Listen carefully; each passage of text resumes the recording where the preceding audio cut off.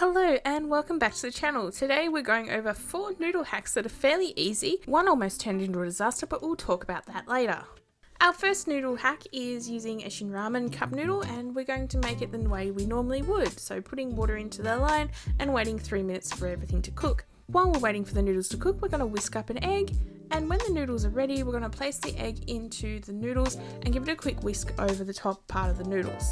We're then going to place the cup noodle into the microwave, even though we shouldn't, for a minute to cook.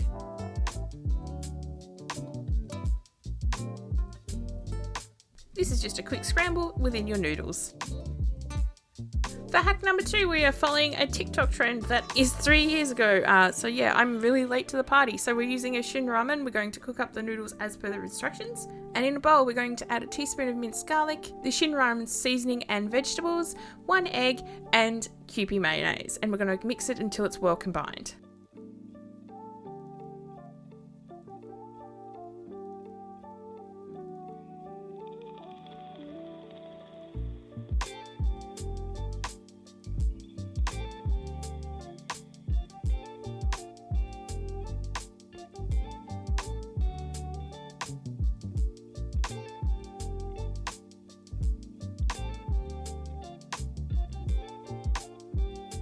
Once the noodles are done cooking and the mixture is well combined, we're going to stream in about 2 ladlefuls of the broth, and we're going to then place the noodles into the broth and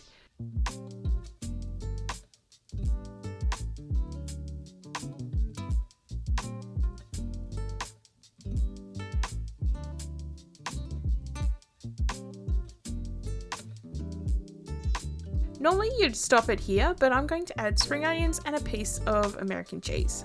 We're going to let it rest for 2 to 3 minutes, and then when we lift the lid, everything is nice and gooey with that American cheese. Give it a good mix, because obviously you want that cheese to be in everything, and that's hack number 2 done.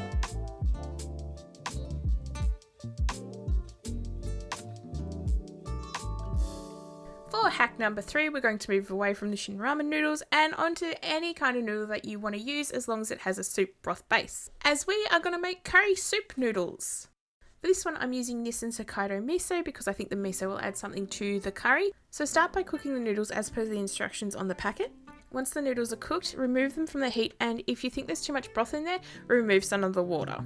Add the ramen seasoning packets to the broth and also add 2 bouillons of curry roux. You're going to mix this until the curry bouillons are melted into the broth, and please don't be concerned if it hasn't thickened up. It will thicken up as the broth cools. This is just a nice easy way if you're feeling like a Japanese curry but can't be bothered making the whole thing.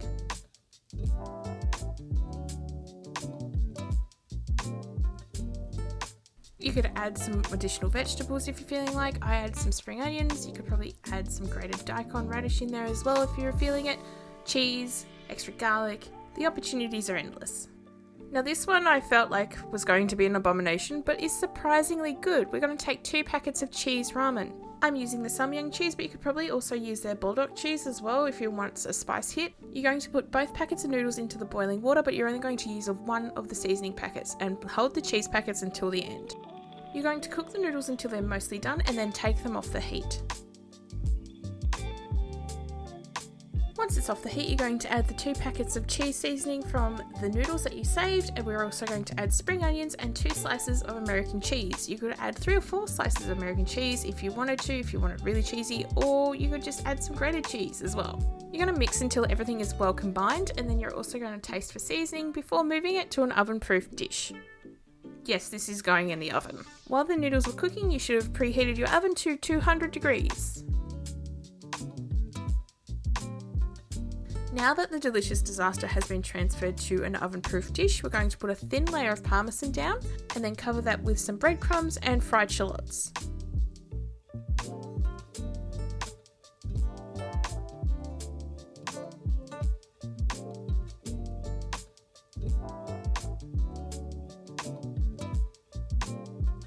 We're now going to place this in the oven for 10 minutes. After 10 minutes in the oven, it's come out. The fried shallots are a little bit worse for there, but that's just going to add a bit of crunch. Let this rest for a further 10 minutes and then cut into it. As much as I thought that this was going to be a disaster, this was actually pretty delicious. Thank you very much for watching.